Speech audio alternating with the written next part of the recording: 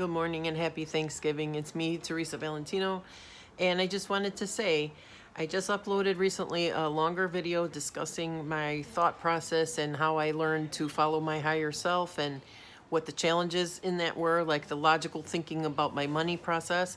And I don't want you guys to mistake that for me trying to manipulate you for cash. I have freelance work that I can do and exchange that for money. And if that falls short because of my mental health or whatever, then my foster parents have made it abundantly clear to me that they will step in anytime I ask them to. And I know for a fact that's true.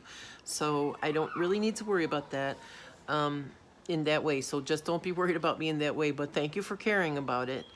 But I did really come to a good point of clarity where I'm able to share with you what the point of all that stuff was, hopefully in a more clear and concise way. Because I have a number of goals for today, and one of them is to make a number of different videos. But I made a visual guide, which I think can help. So just a quick refresher for anybody who didn't watch that other video. I made an illogical decision that rather than making money, I would take the bus across town to a store to waste money on cookie cutters to spoil a baby who is not mine, but it's my neighbor's child, who is already spoiled as hell, but we just love each other. It's just the way it is. So I find it more enjoyable to have that relationship with her where she's always excited to see whatever cookies I've made for her than to know exactly how my budget is going to carry me to my next disability check. It's just a game I play with myself. I'm not fussed. Don't you be fussed. Okay, so I had to play all these games and be like, you know what? I really care more about making cookies for Victoria than I do about knowing exactly how my budget's going to work. So I just followed my bliss and I went someplace that I have only been one other time. And I just realized, hey, I don't need to go all the way out of my way and do it the long way. I can just go straight down my own street and be right at that bus stop. How about them apples? So I did it, and I saw these BMX guys on their bikes doing just magical tricks.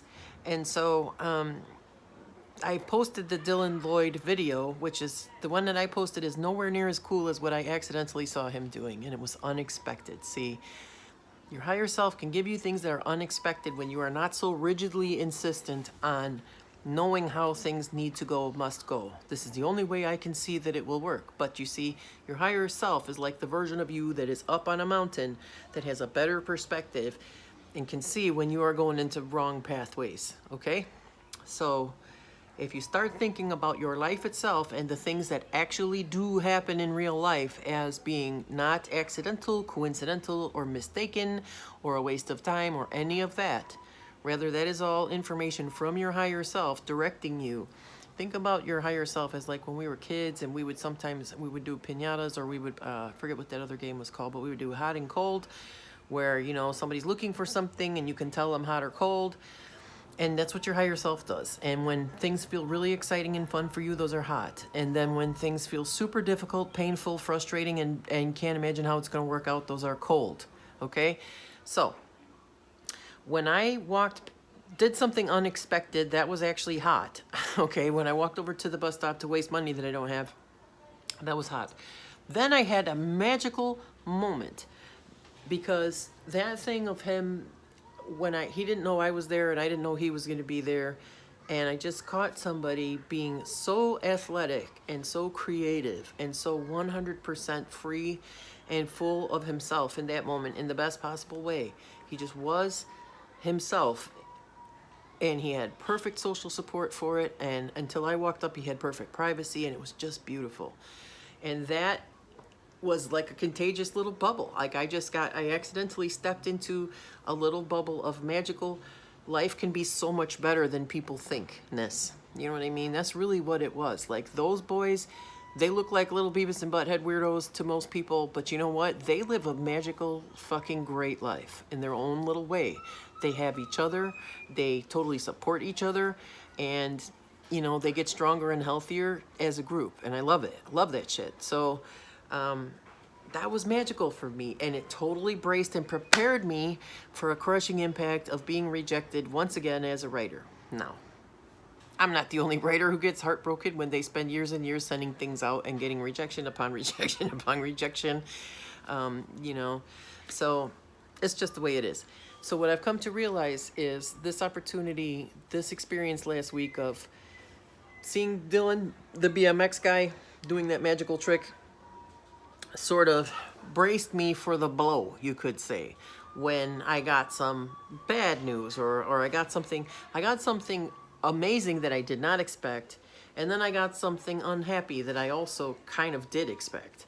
So, you know, this is the dichotomy of being human. Stuff isn't logical. You feel the way you feel. Your head mind has expectations, and your heart mind also has expectations. They're two different things.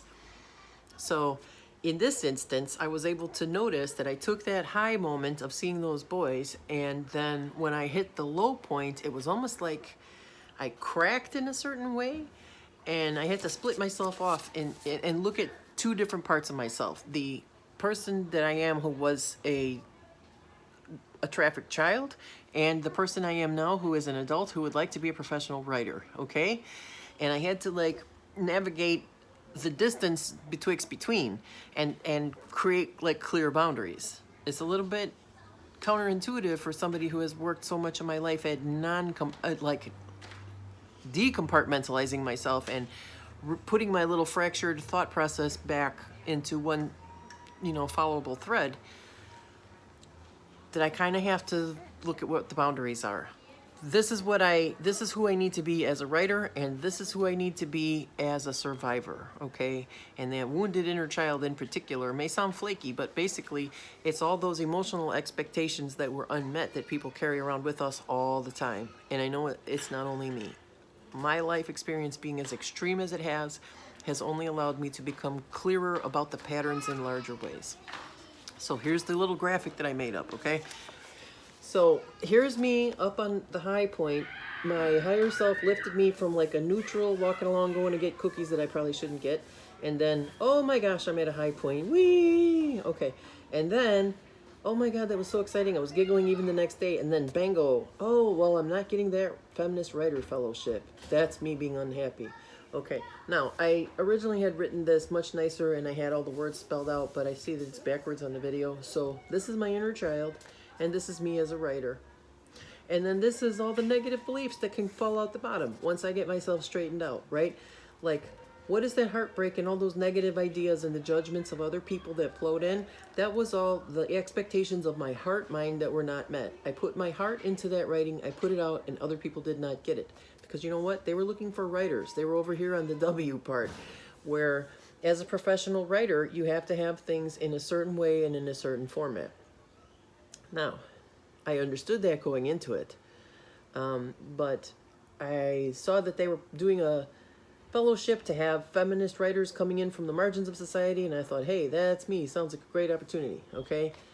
At any rate, once I had to reconcile the difference between, what I need as a person and what I want as a professional and what I have to offer as a professional, like those things needed to be really segmented. It's not that I can't use this stuff here, but I need to be straight on it. And I need to look at these negative beliefs where I wanted to get judgmental about either myself or others. So it's like an egg. You pick me up and then smack, and then I can separate it into a yolk, a shell, and a white, okay? I hope that little analogy helps you a little bit.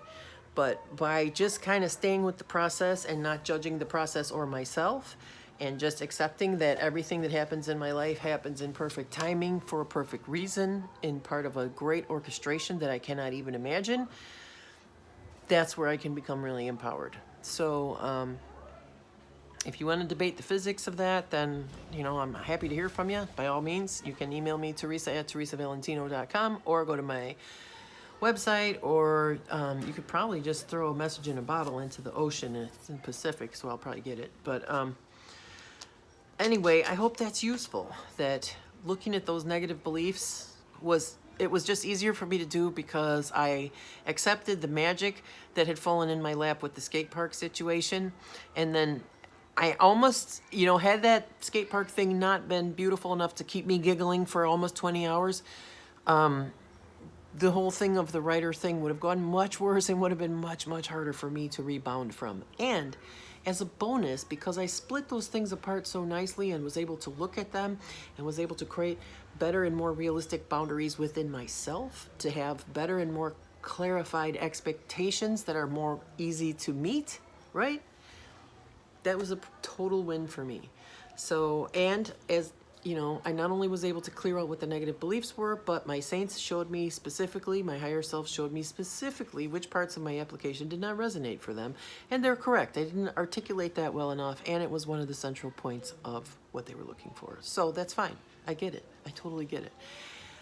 And I come back to the place, now I am emotionally on track with where I was intellectually about it, which was, if they didn't select me, then that's not the opportunity that I need to have. Then that's not the right place for me. If it was the right place for me, they would have selected me. And that's coming from my life, not from them. That's where people get all fuckety about stuff. It's where I did anyway, is thinking, why do I keep trying to get people to accept me and they just won't? Now, on the one hand, yeah, that has been a theme in my life, but also it's not really a theme appropriate for me to think to carry that over into my life as a writer, because I haven't put in the right kind of effort yet. So it can be that simple, guys. It can be that simple. And once you really allow life to just show you what it wants from you and show you who you really are, then by God, it's just magical. So I hope that's useful for you. Happy Thanksgiving. I will be spending this Thanksgiving writing out goals for myself, and I'll make separate videos about that. I want to get this posted so it's not too super long. I hope you're enjoying your day, and I hope that your higher self thrills and amazes you today.